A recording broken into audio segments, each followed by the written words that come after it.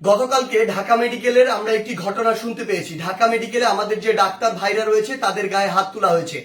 যে যারা হাত তুলেছে তারা কি অভিযোগ করেছে? তারা অভিযোগ করেছে সেখানে নাকি একজন যে পেশেন্ট মারা গিয়েছিল সেখানে ডক্টরদের গাফিলাতি ছিল, ওই ঢাকা মেডিকেলের গাফিলাতি ছিল।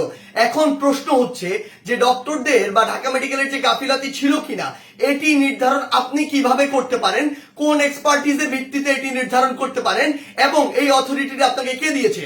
যদি কোনো গাফিলাতি থেকে থাকে, ডক্টরের হোক, প্রশাসনের হোক, কিংবা যে কারো হোক, কিংবা কর্তৃপক্ষের হোক, অবশ্যই তার বিচার হবে। তার বিচার একটি প্রক্রিয়াধীন প্রক্রিয়া হবে, একটি তদন্তের মাধ্যমে হবে। সেই অভিযোগটি আপনি বিএমডিসি তে করতে পারেন কিংবা সেই অভিযোগটি আপনি প্রশাসনের কাছে করতে পারেন। কিন্তু আপনার কি অভিজ্ঞতাটুকু রয়েছে, আপনার কি দক্ষতাটুকু রয়েছে যে একজন ডক্টর তার সাথে গাফিলতি করেছে কিনা সেটি যাচাই করার? আমাদের সবচেয়ে বড় এখন যে সমস্যাটি হয়ে গিয়েছে, আমরা এই বাঙালিরা অধিকাংশ ক্ষেত্রে অধিকাংশ বাঙালি নিজেদেরকে সব জায়গার দক্ষ মনে করি এবং সব জায়গায় নিজের নাক গলাতে যাই। আপনি আমাকে একটি জিনিস বলুন, যে ডাক্তার 5 বছর ধরে এমবিবিএস পাস করলো, 1 বছর ইন্টার করলো, এরপর বছর বছর ধরে বিভিন্ন ডিগ্রি নিল, পড়াশোনা করলো, তিনি একজন পেশেন্টকে যেভাবে ডিল করেন, তিনি পেশেন্টের ভিতরের এবং বাইরের বিষয়গুলো যেভাবে জানেন, যেভাবে ট্রিটমেন্ট করেন, আপনি কিভাবে মনে করেন আপনি সেই পড়াশোনা না করে শুধু বাইরে থেকে দেখে নিজের চোখে যা মনে হলো তা দেখে তাকে একটি নির্দিষ্ট রেজাল্ট দিয়ে দিচ্ছেন, একটি নির্দিষ্ট ব্লেম দিয়ে দিচ্ছেন?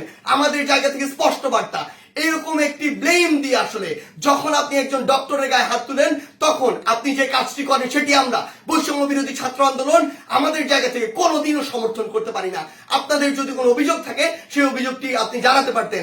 আমরা জানি আমাদের এই পুরো প্রসেসটিতে, এই ছাত্র জনতার অভ্যুত্থানে ডক্টররা কিভাবে ওই হসপিটালের ভিতর থেকে, ওই ইমার্জেন্সি থেকে তাদের ভূমিকাটি রেখেছে।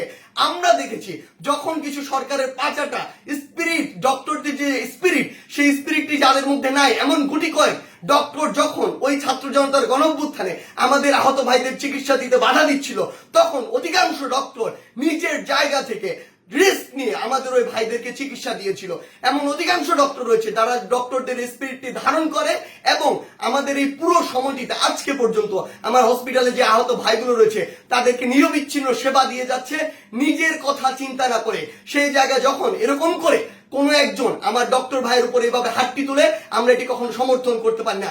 আমাদের জায়গা থেকে একদম স্পষ্ট একটি বার্তা, সেটি হচ্ছে যে আমরা প্রশাসনকে, মাননীয় স্বাস্থ্য উপদেষ্টা, ডিজি হেলথ সহ সকলকে একটি বিষয় স্পষ্ট করে বলতে চাই, আমাদের যারা মেডিকেলের ভাইরা রয়েছে, ইন্টার্ন ডক্টররা রয়েছে, কিংবা হসপিটালে যে ডক্টর ভাইরা রয়েছে, তাদের সাথে আমরা এই জায়গাটিতে একাত্মতা ঘোষণা করছি। তাদের নিরাপত্তার সর্বোচ্চ ব্যবস্থা করতে হবে। তারা দিনরাত 24 ঘন্টা আমাদের জন্য কাজ করছে, অথচ কেউ একজন চাইলো আর একটা ব্লেম দিয়ে তাদের গায়ে এসে হাত দিয়ে দিল, এটি আমরা আমাদের জায়গা থেকে কখনো মানতে পারি না। আমাদের জায়গা থেকে একটি স্পষ্ট বার্তা হচ্ছে তাদের এই নিরাপত্তার ব্যবস্থাটি করতে হবে। এবং গতকালকে ঢাকা মেডিকেলে যদি ওই পেশেন্টের মৃত্যুর জন্য কোনো কর্তৃপক্ষের হোক, ডক্টর হোক গাফিলাতি থেকে থাকে, তদন্ত সাপেক্ষে তার যেমন বিচারের আওতায় তাকে আনতে হবে। কিন্তু গতকালকে ওই আমার ডাক্তার ভাইয়ের গায়ে যে হাতটি তুলেছে, অপারেশন থিয়েটার থেকে বের হওয়া একজন ডক্টরকে, তার অবশ্যই দ্রুততম সময়ের মধ্যে তাকেও গ্রেফতার করে তাকেও বিচারের আওতায় আনতে হবে। আমাদের জায়গা থেকে স্পষ্ট একটি বার্তা, আইন নিজের হাতে তুলে নেওয়ার মতো অন্যায়টি যদি আপনি করেন তাহলে আপনার পক্ষে কোনোদিন আমাদের অবস্থান থাকবে না। ধন্যবাদ।